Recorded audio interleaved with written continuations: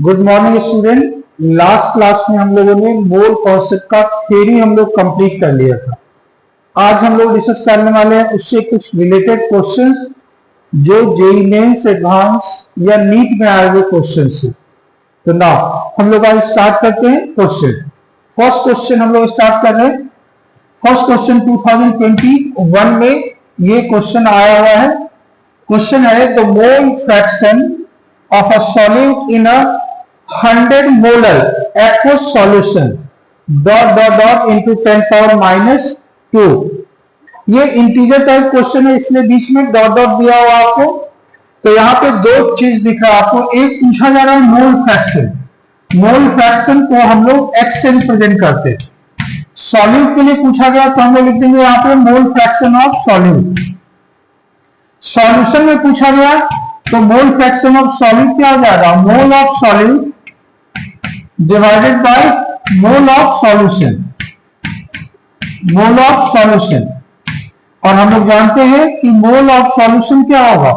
Solute plus solvent. तो यहां पर हम लिख सकते हैं मोल ऑफ सॉल्यूट और plus mole of solvent. Mole of solvent. अब यहां पे हमें गिवन वैल्यू क्या है? गिवन वैल्यू है 100 मोलर। मोलर मोलैरिटी को रिप्रेजेंट करता है। तो मोलैरिटी को हम लोग डिफाइन कैसे करते हो मैथमेटिकली? अगर हम मोलैरिटी को डिफाइन करें तो mole of solute divided by weight of solvent. Weight of solvent in KG. इस तरीके से हम लोग डिफाइन करते हैं।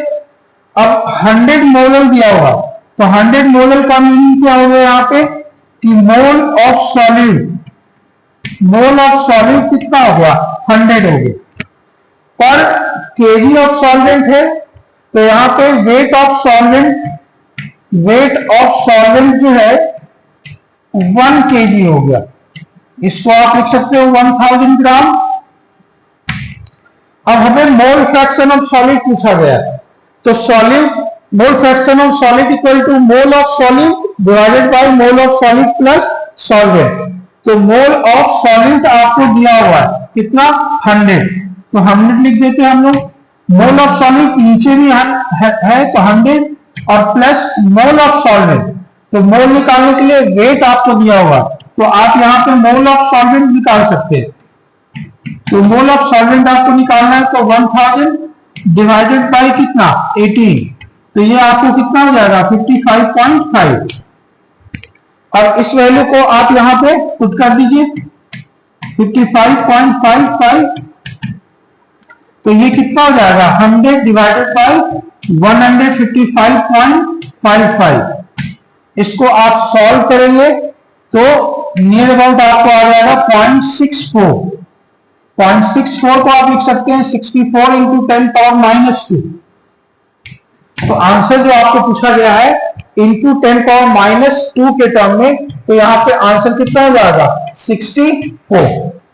तो काफी आसान क्वेश्चन है, लेकिन मोलैरिटी में खूब क्वेश्चन आते हैं। नीट में भी आता है, जेईई में भी आता है, जेईई एडवांस में भी आता है। तो इस तरीके से हम लोग इसका सॉल्यूशन करेंगे। अप्रोच हम लोग कैसे करना है क्वेश्चन को, उसके लिए इंपॉर्टेंट ये है कि क्या आपसे पूछा जा रहा है और क्या आपको दिया हुआ है।